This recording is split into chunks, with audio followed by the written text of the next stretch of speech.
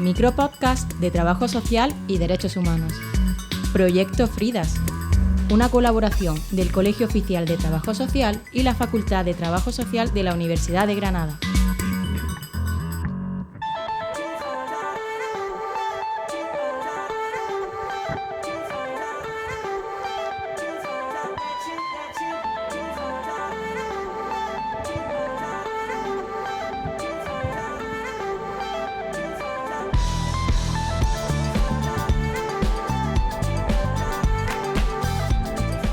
Pensemos por un momento en una situación límite. Imaginemos, que se declare un incendio de madrugada en una vivienda.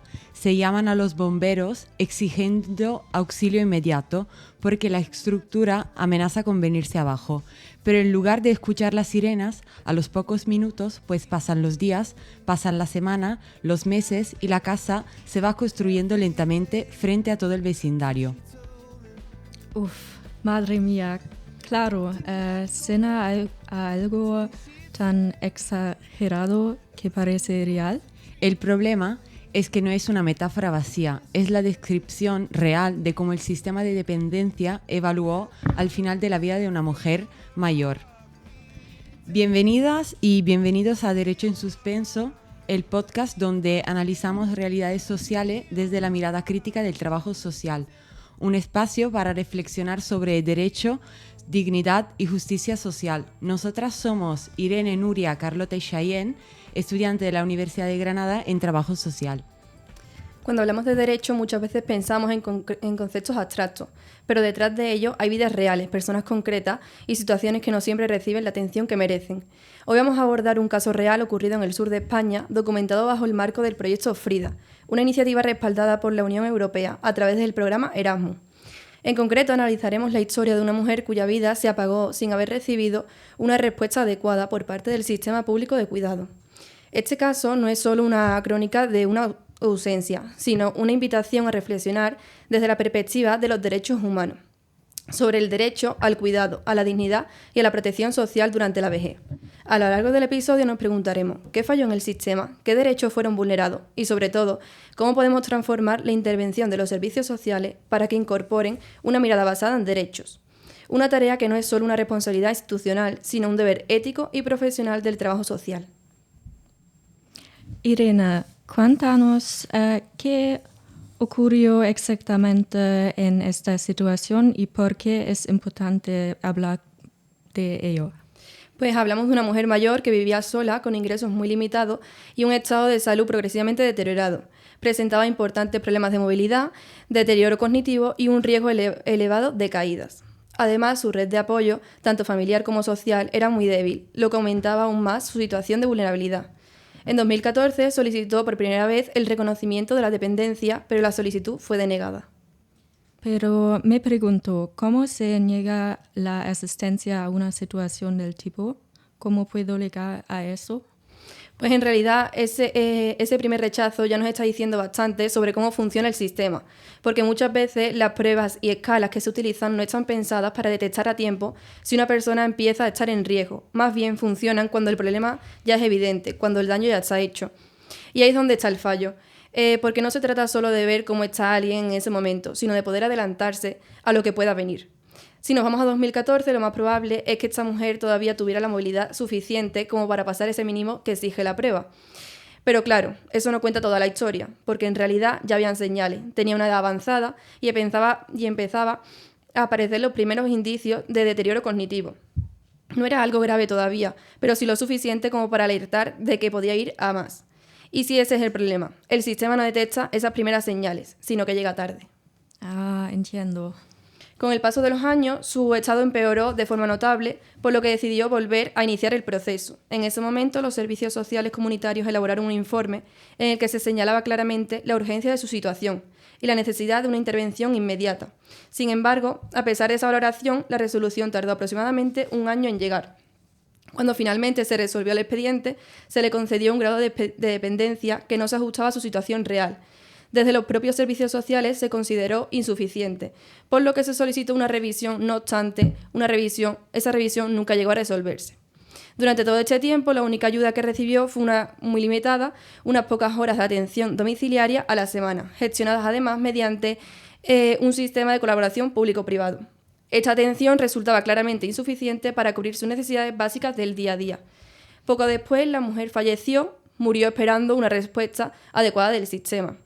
Este caso pone de manifiesto que no basta con que los derechos estén reconocidos formalmente. Si las respuestas son tardías y los recursos insuficientes, esos derechos en la práctica dejan de existir. Y en la vejez, los retrasos no son neutros, son irreversibles. Nuria, me estoy preguntando desde el punto de vista legal y ético, ¿cuáles son derechos humanos que fueron violados en historia? ¿Puedes explicárnoslo con tu experiencia? Esto no es solo un problema administrativo debido a la rigidez, a la saturación del sistema y limitaciones estructurales del sistema de protección social, sino es una violación de la dignidad humana y una cuestión de derechos humanos. Entonces, no se trata solo de un problema burocrático, sino de algo mucho más grave, ¿verdad? Exacto. En esta situación se violaron derechos fundamentales como el derecho a la protección social, el derecho a la salud, el derecho a la dignidad y también el derecho al cuidado, que implica que las personas que no pueden valerse por sí mismas deben recibir apoyos adecuados por parte del sistema público. El derecho al cuidado no es una ayuda opcional ni una cuestión de buena voluntad, es una responsabilidad del Estado y cuando una persona se encuentra en situación de dependencia reconocida o claramente acreditada. Y si no llega esa ayuda, ¿cuál sería el resultado? ¿La persona se queda sola? Así es, cuando la respuesta institucional llega tarde o es insuficiente, la persona queda desprotegida. Eso también afecta a las familias, no solo a la persona mayor. Totalmente. La carga sobre la familia que asume responsabilidades que deberían estar compartidas con el sistema público. Hablar de derechos humanos en este contexto es fundamental porque cambia la mirada. No estamos ante un simple retraso burocrático, sino ante una vulneración de derechos reconocidos tanto en leyes nacionales como en marcos internacionales. Desde el trabajo social, trabajar con perspectiva de derechos significa reconocer que las personas mayores son sujetos de derechos, no beneficiarias pasivas de ayuda. Significa también señalar cuando esos derechos no se están garantizando. Carlota, ¿qué puede hacer el trabajo social ante estas situaciones y cómo puede mejorarse la intervención? Lo más frustrante es que en este caso las trabajadoras y trabajadores sociales actuaron dentro de sus competencias, elaboraron informes técnicos, acompañaron a la familia durante todo el proceso, solicitaron revisiones del grado reconocido, apoyaron la presentación de reclamaciones y también gestionaron el acceso a un recurso de emergencia, aunque este era limitado y claramente insuficiente para cubrir todas las necesidades. Pero se encontraron con límites estructurales importantes, falta de financiación, situación del sistema, rigidez administrativa y decisiones que dependían del nivel superior. O sea, hacen su trabajo, pero el sistema no responde. Exacto. Esto demuestra que el trabajo social puede acompañar, orientar y defender derechos, pero su capacidad de actuación depende del funcionamiento del sistema de protección social. Ahí aparece una brecha muy clara entre el juicio técnico y la decisión política. El trabajo social no es o no debería ser una mera ventanilla de gestión de la precariedad. Nuestra esencia es la defensa activa de los derechos. Totalmente. El derecho al cuidado no es una ayuda opcional ni una caridad del Estado, es una obligación. Cuando el sistema llega tarde, traslada ilegalmente la carga de cuidado a familias agotadas o, como ocurrió aquí, deja a la persona en el desamparo más absoluto. Hoy hemos hablado de una vida que esperó una respuesta que nunca llegó. Una mujer mayor que solicitó ayuda, que cumplió procedimientos, que tuvo informes favorables, pero murió sin recibir el cuidado que necesitaba. Y eso nos obliga a hacernos una reflexión profunda. Cuando el derecho al cuidado llega tarde, deja de ser un derecho. Cuando la burocracia pesa más que la dignidad, algo está fallando. Y cuando el sistema no responde, son las personas más vulnerables quienes pagan el precio. No podemos permitirlo. Una sociedad se mide por cómo cuida a quienes ya no pueden hacerlo por sí solos. Este episodio nos recuerda que el trabajo social no solo gestiona recursos, defiende derechos y que garantiza el cuidado en la vejez. No es una opción, es una responsabilidad colectiva. Gracias por acompañarnos en este análisis del proyecto Frida. Sigamos alzando la voz para que ningún derecho se quede nunca más en suspenso.